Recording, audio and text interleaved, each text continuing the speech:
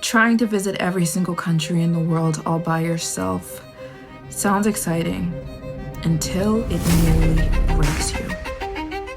Africa, the continent so beautiful, the continent with 54 countries in it, and the continent that almost made me quit. Hi, I'm Maryjane, and I've been on a mission to visit every single country in the world solo. Right now, I have 60 countries left, and 42 of them exist in Africa. I left because it was getting hard, emotionally, and especially financially. So I came to Europe not to run away, but to get close enough to regroup and fight smarter. I'm going back, but I need to strategize. I've come up with plan A, plan B, plan C, plan D, plan E, plan F. I'm still going. I'm not going to quit. This is me trying to conquer Africa, one border, one challenge, and one prayer at a time, but it is so difficult. My greatest challenge is how expensive it is, so I've been trying to fundraise as much as I possibly can. I've been trying to get every dollar of help that I can possibly get because this financially has been crushing me.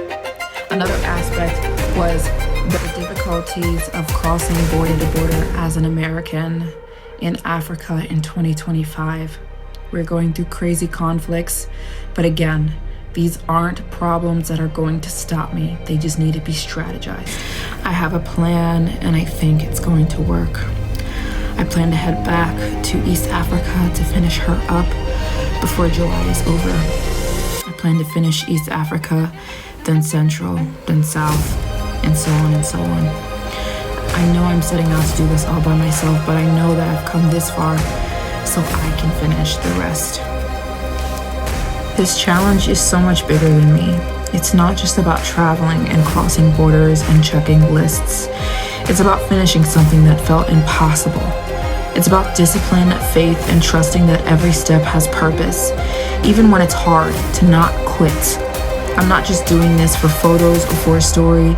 I'm doing this because I believe in following through and in showing up even when it sounds and feels impossible and uncomfortable, and growing through the process. Please stay along with me in this journey as I try to finish visiting every country in the world. My daily vlogs that I'm doing in July. We're in gorgeous Paris. Today is Friday, so on Friday for me is always strategy day. You guys know I'm on a mission to visit every country in the world. So Fridays I take for strategy. Lots of thinking, lots of planning. So I'm not going to be doing much today. I'm literally going to go get a matcha. I'm going to go get my kefir. You guys know me and kefir, me and Greek yogurt, me and kefir. You know, if you know, you know. I'm going to go get my probably Greek yogurt and kefir. I'm going to get a matcha, I'm going to read, I'm going to plan. I need to apply for some visas. You guys know I'm trying to visit 42 more countries this year, so we do lots of visa application. I need to strategize, and I'm not going to do much is what I'm saying. I'm going to literally park it. I'm going to sit at my matcha spot, do some planning, and then come back here, do some more planning. So we're gonna have a chill day, and I'll probably do a Q&A. Follow me on Instagram, and then I'll answer the questions when I get back here so that the vlog has some content. I got my kefir. I'm so excited. When you first start the day and you get that first hit of kefir. Delicious. Okay, now we're gonna decide where to get food. Start the day with kefir, you guys, or Greek yogurt, same thing. Happy 4th of July. We're celebrating. Toast. Hi. I'm sorry. I have stamps. Stamp? These are for my beautiful donators. Thank you so much to the people who donate. I love sending you guys postcards. If you want a postcard, literally just email me and let me know that you donated and where to send it. Okay, this one is for Veronica. Thank you, Veronica. Okay.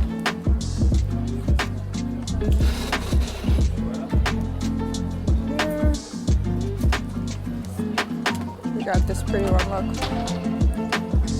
For Verona.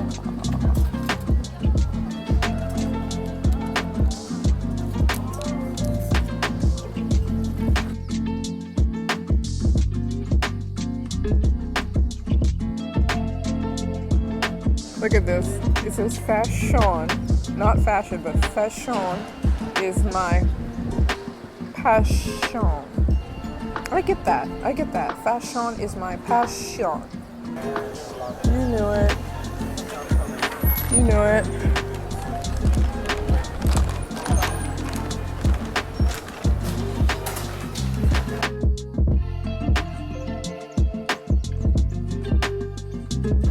Okay, you guys, I'm sitting down at Cove Noir. I got myself the matcha cookie and I got the matcha yummers. I'm gonna sit here for a minute. I also have a book I'm gonna read.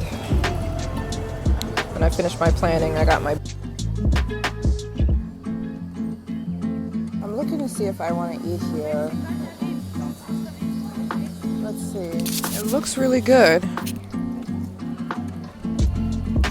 Let's see. It looks delish. So guys, I just got my matcha latte.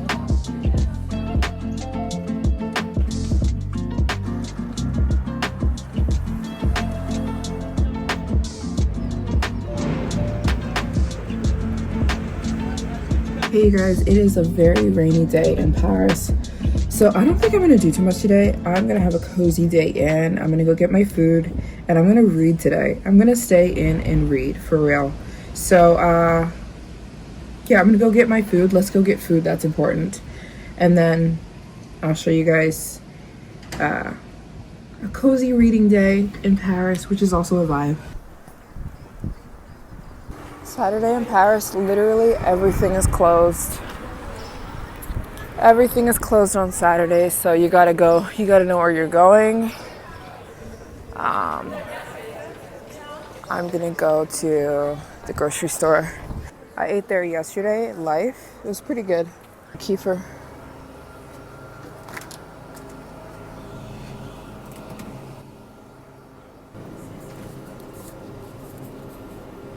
Greek style. How many different? Coconut milk, water, almond protein, starch, guar gum. I don't think so. Okay.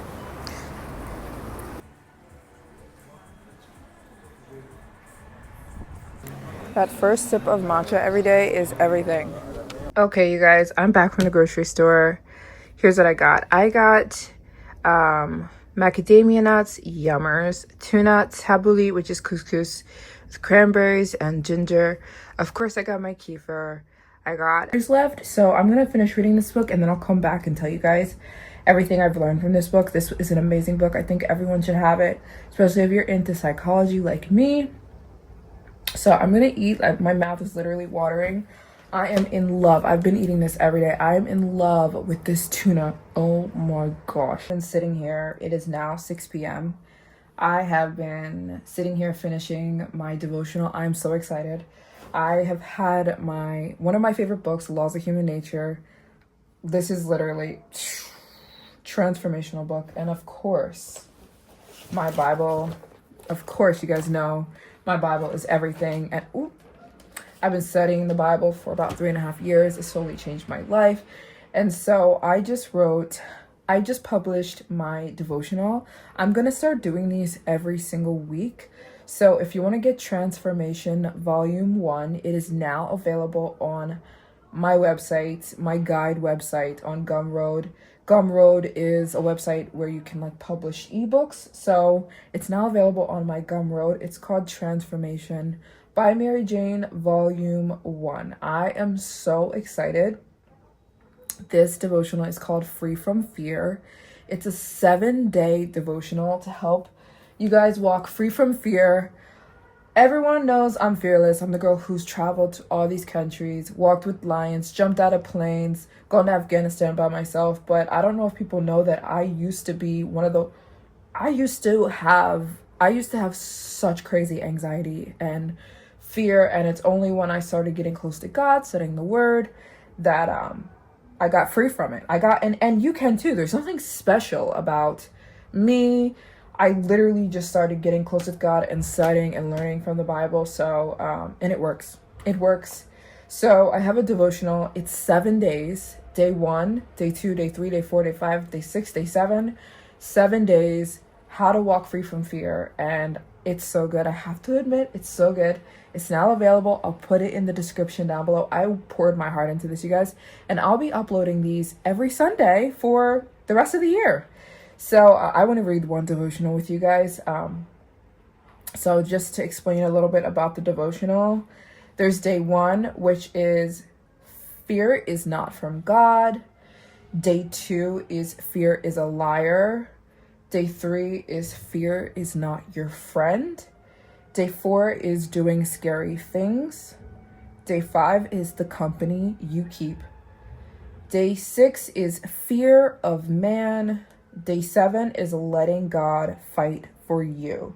So basically, there's a subject every day, and then there's a devotional, a journal prompt, and a challenge. So let me just kind of go through which one should we do. Let's do day 5, the company you keep. Okay, so I say on day 5, the company you keep. Fear is contagious, but so is faith. The people you surround yourself with have more influence over you and your mindset than you might realize. If you're constantly around those who doubt, shrink back, and fear, it slowly shapes you and your thinking. On the other hand, if you walk with people of courage, those who believe boldly, live faithfully, and move forward even when it's hard, you'll start to reflect the same strength. You are never meant to walk through life alone, but not everyone deserves a front row seat into your journey. Some people feed off of your fears, and you feed off of others. Others fuel your faith. Pay attention to those in your life. There's a trash truck going by. You need to pay attention. Sometimes God's biggest instruction in a season of fear is to check your circle. Are they calling you higher, or are they keeping you stuck? Choosing the right company is a holy decision. It can protect your purpose, sharpen your courage, and help you move through fear with a confidence and accountability. Then I always put the psychology, because I'm obsessed with psychology. I always want to know the psychology of things. So I put a little psychology section, psychology. Psychologically, we become like the people we spend time with. According to Robert Greene, in The Laws of Human Nature, humans are deeply social creatures who unconsciously absorb the emotions, habits, and mindsets of those around us. This process, called emotional contagion, means that fear, insecurity, negativity can spread through a group without it even realizing. If you spend enough time around anxious or small-minded people, you will inevitably become and inherit their fears. Conversely, when you surround yourself with bold, disciplined, and spiritually awake people, you rise with them. We are wired to adapt to our surroundings. That's the human animal. That's why choosing your circle isn't just about friendship. It's about shaping your identity, your energy, and ultimately your future. Then I have a journal prompt. In each day, today's journal prompt would be, who in your life consistently speaks faith into you? Who in your life consistently speaks fear into you? Are there people whose fear and negativity are rubbing off on you? If so, write them down. What relationship might need boundaries, and which ones should you lean into more or move away from?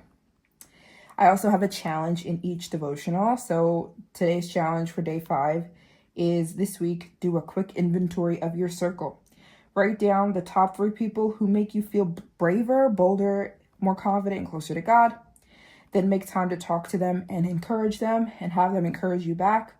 At the same time, if there's any relationship you need to lovingly distance yourself from, do so in a loving way. Remember, the company you keep shape your life, your courage, and your purpose. And then I have a closing prayer. So yeah, that's just day 5 of my devotional. So I wrote 7 days, And fear of man is so good. Day 6 is fear of man. It teaches you how to let go of your fear of people. Let me just quickly, I love this one, so I'm going to quickly go through it. I put a verse, Proverbs 29:25. The fear of man lays a snare, but the trust in the Lord. But whoever trusts in the Lord is safe. One of the most dangerous kinds of fear is fear of what people think. It's subtle, quiet, and often looks like people-pleasing, perfectionism, shrinking back, not stepping out because of fear of judgment or needing constant validation. But make no mistake, the fear of man is a trap. It keeps you from saying what needs to be said, living the life free of shame, and it keeps you from doing what God told you to do. It silences you, it shrinks you, and it steals your freedom and peace.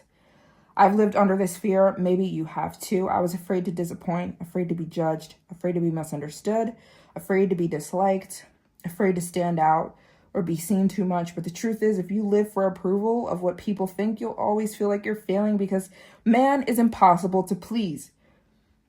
You were not created to people please. You were created to please God. The fear of man will have you in a tornado of emotions. This fear is spiritual. It's a scheme of the enemy to keep you bound to opinions instead of anchored to truth. You have to put your self-worth in something that does not change, and that is only God.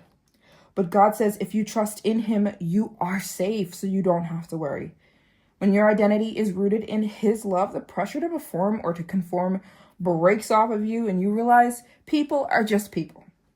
Fear loses its grip when you remember who you belong to. And always remember, the most perfect man on earth was hated. Jesus. I have a journal prompt. In what areas of your life are you more focused on people's approval than God's? What are you afraid of others to think of you? And is that fear worth staying small? And write a prayer or declaration telling God that you want to be free from fear of man and walk boldly in your purpose. And then I have a challenge for you. I want you to do 3 things that are going to help you not be afraid of people who are just people. I remember when I went to Afghanistan, everyone was like, aren't you scared? Aren't you scared of going to Afghanistan? I'm like, no. They're like, why? I'm like, because Afghans are just people. I'm not afraid of people. And it is the most freeing thing to not be afraid of people. I have a declaration. I do not live for people's approval. I live for God's. I am safe in him. And so, yeah.